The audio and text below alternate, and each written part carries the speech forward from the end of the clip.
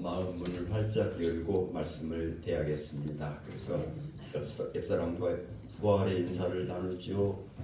부활을 축하합니다. 부활을 축하합니다.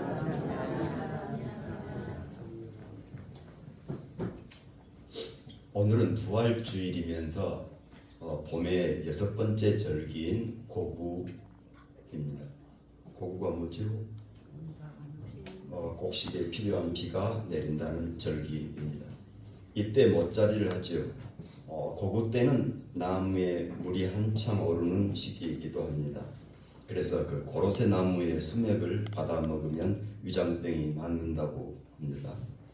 농사 짓는데 꼭 필요할 때 적절하게 내리는 비를 단비라고 합니다.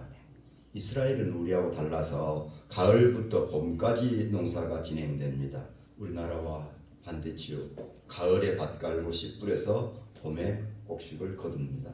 그래서 가을에 농사를 시작할 때 내리는 비를 이른비라고 하고 봄에 곡식이 익어갈 때 내리는 비를 늦은비라고 합니다. 하나님께서 주시는 이른비와 늦은비를 가장 큰 복과 은혜로 여겼습니다. 비가 내리는 것을 과학적으로 설명할 수 있지요. 대기 중에 수증기가 응결하여 물방울이 되어 중력에 의해 땅으로 떨어지는 현상이라고. 그러나 이러한 과학조차도 하나님의 은혜요 복 주심인 줄로 믿습니다. 이른 비, 늦은 비, 단비는 물입니다. 물의 고향은 하늘입니다. 물은 하늘에서 땅으로 보내졌습니다. 고구는 물이 고향을 떠나 땅에 쏟아지기도 하고 다시 고향을 찾아 하늘에 올라가기도 하는 때입니다. 그래서 고구는 부활의 때이기도 하죠. 그래서 오늘 우리에게 주시는 말씀, 부활은 믿음입니다. 부활이 사실이냐 아니냐 하는 물음은 잘못된 물음입니다. 왜냐하면 부활은 믿음이기 때문입니다. 과학이나 역사일 때 사실이냐 아니냐 하지만 부활은 믿음이기에 그렇습니다. 부활을 믿는 자에게 부활은 사실이고 부활을 믿지 못하는 자에게 부활은 없는 것이죠. 그런데 순전히 사람의 욕심으로 믿는 사람들이 자기 만족으로 부활이 있음을 증명해 보이려고 합니다. 마른 잎이 다시 살아나는 것을 봐라. 부활이 있지 않느냐. 계란이 부화한 것을 봐라. 닭의 모가지를 비틀어도 새벽은 오는 것을 봐라. 부활이 믿음임을 오늘 고린도전서 15장에서 말씀합니다.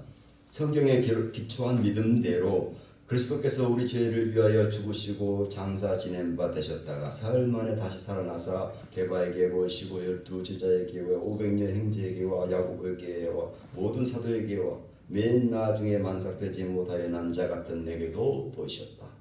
그 말씀. 부활은 믿음의 영역이지 과학의 영역이 아닙니다. 그래서 믿음은 과학으로 증명한다고 생기지 않습니다. 그래서 믿음은 순전히 하나님의 은혜요, 하나님의 선물이요, 하나님의 지혜. 믿음은 나의 노력은 둘째치고 먼저는 하나님의 은혜요, 선물이요, 지혜입니다. 또한 부활을 믿으면 부활 신앙을 고백하게 됩니다. 그래서 두 번째로 부활은 고백입니다. 우리는 금방 들어도 금방 잊어버립니다. 아까 부활은 첫 번째 뭐라고 했어요? 믿음. 부활 두 번째는 고백입니다. 부활은 죽어도 산다는 고백입니다. 부활을 고백하는 노래들이 참 많이 있습니다. 안치환 가수가 부른 노래가 마른 잎 다시 살아나, 서럽다 네 말하는가 흐르는 강물을, 꿈이라 네 말하는가 되살아오는 세월을, 가슴에 맺힌 한들이 일어나 하늘을 보내, 빛나는 그 눈 속에 순결한 눈물 흐르네, 마른 잎 다시 살아나 푸르른 하늘을 보내, 마른 잎 다시 살아나 이강산 푸르르 하는 노래죠. 또 한태근 교수가 지은 진달래라고 하는 노래도 있습니다. 눈이 부시네 저기 남만이 맷등마다, 그날 쓰러져간 젊음 같은 꽃사태가 맺혔던 한이 터지듯 여울 붉었네. 오늘 성가대 찬양에 김영수 목사님 작곡하고 문육한 목사님이 지은 시 고마운 사랑아 샘솟아 올라라, 이 가슴 터지며 넘쳐나 흘러라, 새들아 노래를 불러라. 난 흘러 적신의 메마른 강산을. 교회 공동체가 생기면서 맨 먼저 공동의 신앙 고백이 필요했습니다. 그래서 생겨난 사도신경을 우리는 고백하게 됐죠. 본디오 빌라도에게 고난을 받으사 십자가에 못 박혀 죽으시고 장사한 지 사흘 만에 죽은 자 가운데서 다시 살아나시며 영원히 사는 것을 믿사옵나이다. 여기서 나오는 이름이 있죠. 본디오 빌라도. 본디오 출신 빌라도라는 말이죠. 본디오가 우리가 다녀온 소풍에서 다녀온 데 어디냐면 무한의 다리. 이 본디오가 뜻이 무한의 다리. 빌라도는 창을 잘 쓰는 사람이라는 뜻입니다. 그런데 이 두 개가 이중적입니다. 무한의 다리와 창을 잘 쓰는 사람, 이중적이죠. 이 이중적인 사람이 예수님을 십자가에 못 박습니다. 지금도 이중적인 사람이 예수님을 십자가에 못 박습니다. 고난받고 십자가에 죽고 장사 지내야 다시 살아납니다. 부활신앙은 그 어디에도 없는 기독교만의 특징입니다.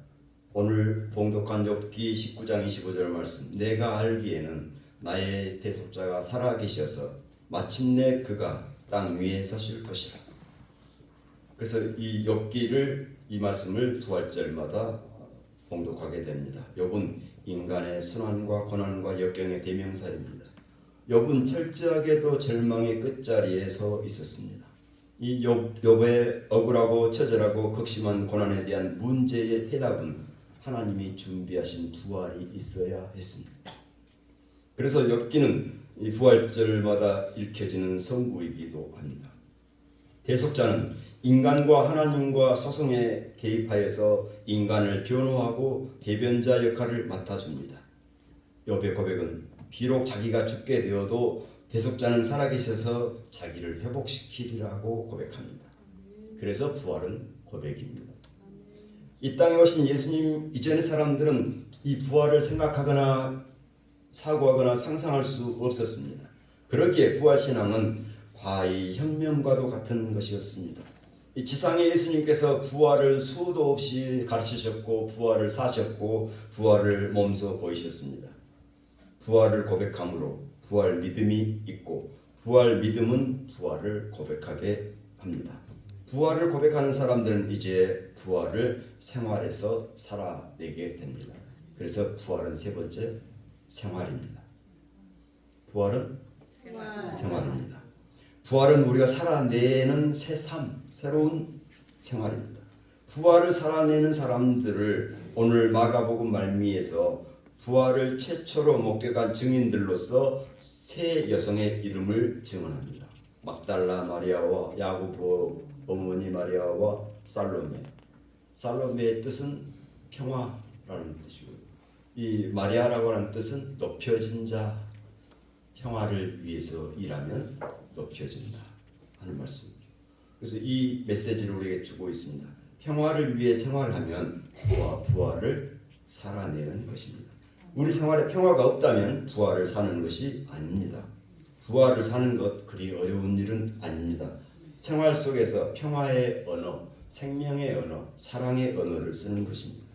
우리 생활, 의식주 생활에서 살리고 북돋우고 공감하는 말을 하는 것이 부활 생활입니다.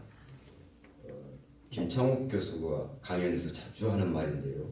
아내가 옷을 고르면서 남편에게 하는 말이 보라색이 어울려, 분홍색이 어울려? 답은? 주로 남자들이 공통으로 답합니다. 다 어울려. 이 말 해석은 관심이 없다는 뜻이죠.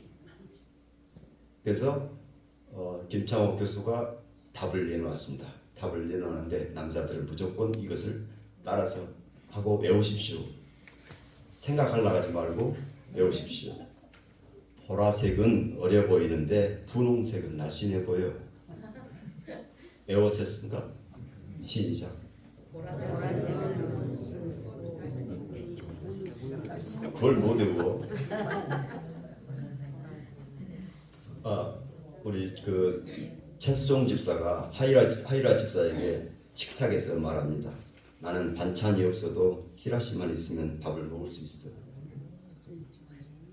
이따가 이제 부활주일 공동 식사를 할 텐데 설마 또 반찬 투정하시는 분이 또 한 집에서 살면서 식구끼리는 이렇게 말해야 합니다.